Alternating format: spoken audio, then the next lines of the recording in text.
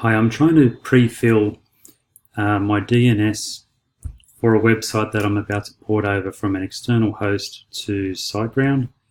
The website is Maximum International, and these are the current DNS zone settings.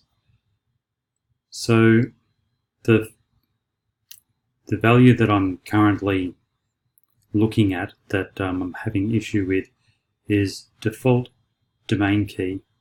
And if I copy this value and go to Maximum International on SiteGround, I've set it up, and here I've tried to put it in, but the value is being rejected.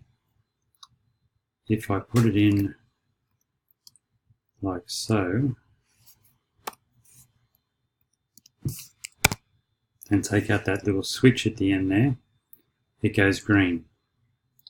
And if I go back to the start, I'll go back quicker. There we go. So there's a quotation mark there. I don't know whether to leave that in or not. If I look at I haven't deleted it yet, but the default domain key that SiteGround assigned doesn't have the quotation mark at the start.